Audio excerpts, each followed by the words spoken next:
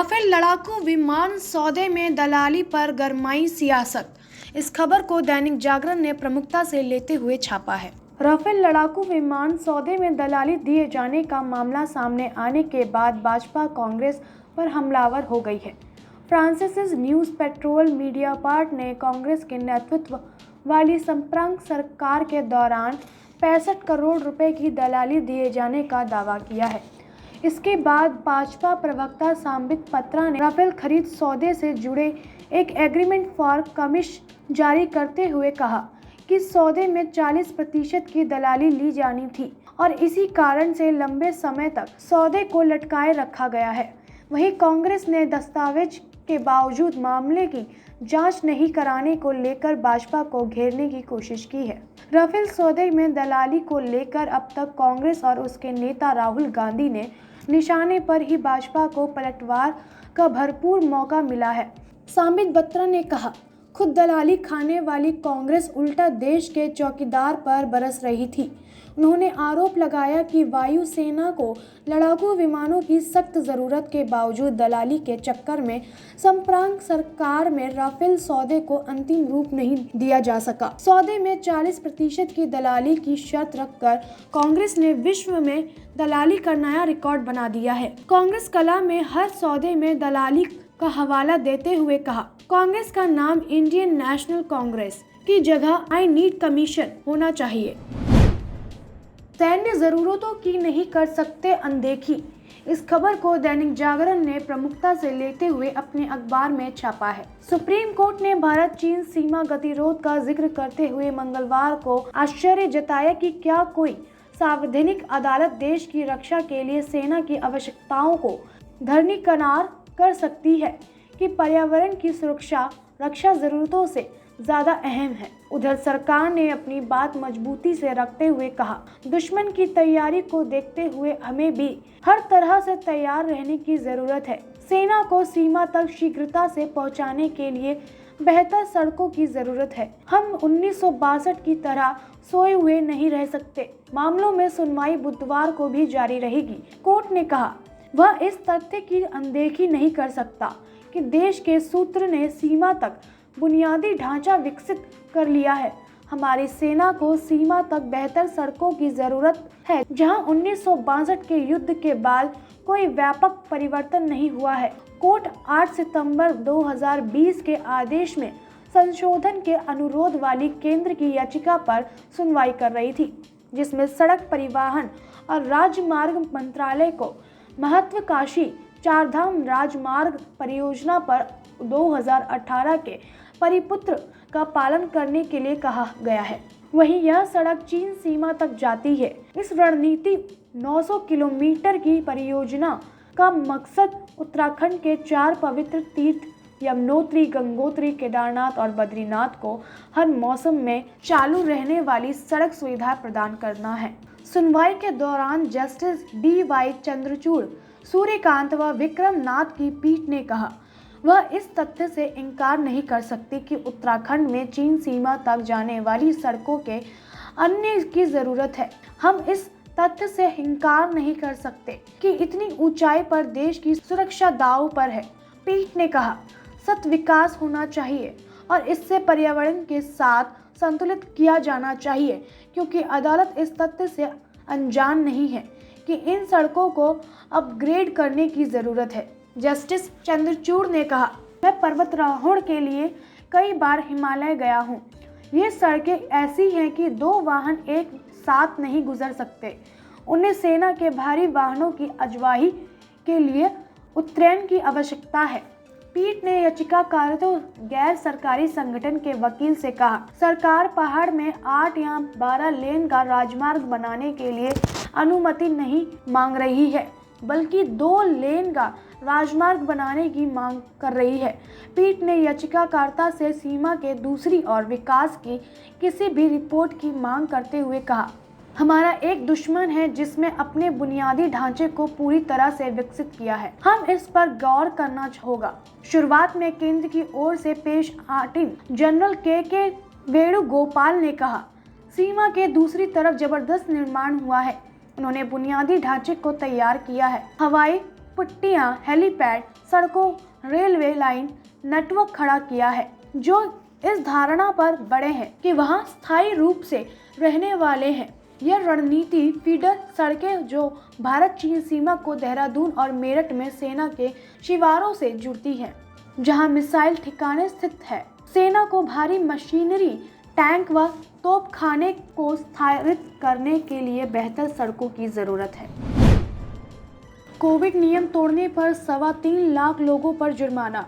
इस खबर को जनसत्ता ने प्रमुखता से लेते हुए अपने अखबार में छापा है। कोविड-19 के नियमों का उल्लंघन करने पर दिल्ली में 19 अप्रैल से 8 नवंबर तक 3.25 लाख लोगों पर जुर्माना किया गया है। इनमें से सबसे अधिक मामले मास्क नहीं पहनने से संबंधित है। दिल्ली पुलिस ने ताजा आंकड़ों साझा कर बताया कि इस दौरान इस तरह के उल्लंघन के लिए 3,15,772 चालान सोमवार तक किए गए हैं। वहीं दिल्ली पुलिस ने ताजा आंकड़े साझा कर बताया कि इस दौरान इस तरह के उल्लंघन के लिए 3,15,772 चालान सोमवार तक किए गए हैं। दिल्ली पुलिस सामाजिक दूरी का ध्यान नहीं रखने वाले, मास्क नहीं पहनने वाले, जहां तहां थूकने, पान, गुटखा, तंबाकू खाकर सार्वजनिक स्थान पर थूकने पर लोगों का चालान काटती है। पुलिस ने जो आंकड़े जारी किए हैं उनके मुताबिक 2,79,198 लोगों पर मास्क नहीं पहनने पर जुर्माना लगाया गया है। ब्रिटिश सरकार ने भी दी कोवैक्सीन को मान्यता। इस खबर को दैनिक जागरण ने प्रमुखता से लेते हुए अपने अखबार में छापा है। ब्रिटिश सरकार ने भी भारत को कोवैक्सीन को मान्यता दे दी है। 22 नवंबर से भी इसे अंतर्राष्ट्रीय यात्रियों के लिए मान्यता प्राप्त वैक्सीन की सूची में शामिल कर लिया जाएगा। इस टीके के दोनों डोज लगवाकर ब्रिटेन की यात्रा करने वालों को अब आइसोलेट नहीं होना पड़ेगा। ब्रिटेन ने यह कदम विश्व स्वास्थ्य संगठन की कोवैक्सीन को आपातकालीन उपयोग सूची में शामिल करने के बाद उठाया है। भारत में यह दूसरी सबसे ज्यादा उपयोग में लाई जा रही है कोरोना रोधी वैक्सीन है। भारत में ब्रिटेन के उच्चायुक्त एलेक्स हेलिस ने नई व्यवस्था को लेकर ट्वीट किया। कहा, नई व्यवस्था 22 नवंबर को सुबह 4 बजे से लागू होगी। बता दें, भारत में निर्मित ऑक्सफर्ड एस्ट्राजेनेका की वैक्सीन कोविशील्ड को पिछले माह के ब्रिटेन में अनुमति सूची से जोड़ा था। ब्रिटेन ने चीन को साइनोवैक और साइनोफार्म में भी मंजूरी दी है। इसे यूएई और मलेशिया से आने वालों को राहत मिलेगी। ब्रिटेन के परिवहन मंत्री ग्रांट स्टाफ ने कहा कि हमने अंतर्राष्ट्रीय यात्रियों को फिर से शुरू करने की और महत्वपूर्ण कदम उठाया है। वहीं स्वास्थ्य मंत्री साजिद जाविद ने कहा कि हमारे सीमाओं की सुरक्षा के लिए रेड लिस्ट और क्वारंटाइन की प्रणाली बहुत कारगर रही है। जरूरी होने पर हमें अन्य देशों को रेड लिस्ट में शामिल करने की कार्रवाई में संकोच नहीं करेंगे। नवाब मलिक ने बम धमाकों के गुनाहगारों से खरीदी जमीन। इस खबर को दैनिक जागरण ने प्रमुखता से लेते हुए छापा है। महाराष्ट्र के पूर्व मुख्यमंत्री एवं विधानसभा में नेता प्रतिपक्ष देवेंद्र फडणवीस ने राज्य के उद्धव सरकार में मंत्री नवाब मलिक पर अंडरवर्ल्ड से संबंध रखने का आरोप लगाया है। फडणवीस के अनुसार नवाब मलिक ने 1993 के सिलसिलेवार बम धमाकों के लिए उम्र कैद की सजा भुगत रहे सरदार साहब अली खां और दाऊद इब्राहिम की बहन हसीना पारकर के सहयोगी सलीम पटेल से जमीन का सौदा किया। फडणवीस ने पिछले सप्ताह कहा था कि वे दीपावली के बाद नवाब मलिक के अंडरवर्ल्ड से संबंधों को उजागर करने का विस्फोट करेंगे। मंगलवार को फडणवीस मुंबई के कुला इलाके में 2003 से 2005 के बीच हुए जमीन सौदे के कागजात के साथ प्रेस वार्ता की। फडणवीस ने कहा कि कुला स्थित LBS रोड पर नवाब मलिक के परिवार की कंपनी साइलेंट्स इन्वेस्टमेंट प्राइवेट लिमिटेड ने करोड़ों की कीमत वाली करीब 3 एकड़ जमीन कौड़ियों के भाव खरीदी है। इस सौदे में जमीन विक्रेता महिला की पावर ऑफ आर्टिन माफिया सरगना दाऊद इब्राहिम की बहन हसीना पारकर के सहयोगी सलीम पटेल के पास थी। 2008 में हसीना पारकर की गिरफ्तारी के समय सलीम भी उसके साथ ही पकड़ा गया था। हसीना के सभी बेनामी सौदे की पावर ऑफ अटॉर्नी सलीम के पास ही रहती थी। इस जमीन का एक हिस्सा नवाब ने सरदार साहब अली खां से खरीदा था। खान 12 मार्च 1993 को मुंबई में हुए सिलसिलेवार बम धमाकों के मामले में उम्र कैद की सजा काट रहा है। फडणवीस ने सवाल उठाया कि मुंबई में आरडीएक्स से कोहराम मचाने वालों के साथ नवाब मलिक ने यह सौदा कैसे किया। वंदे भारत की राह में रोड़ा बनने आला अफसरों को रेल मंत्री ने छुट्टी पर भेजा। इस खबर को दैनिक जागरण ने प्रमुखता से लेते हुए अपने अखबार के फ्रंट पेज पर छापा है। आज़ादी के अमृत महोत्सव में 75वें वंदे भारत एक्सप्रेस ट्रेन चलाने की योजना की राह में रोड़ा बनने वाले रेलवे के बड़े अफसर को जबरन छुट्टी पर भेज दिया गया है। कई अफसरों को भी चेतावनी दी गई है।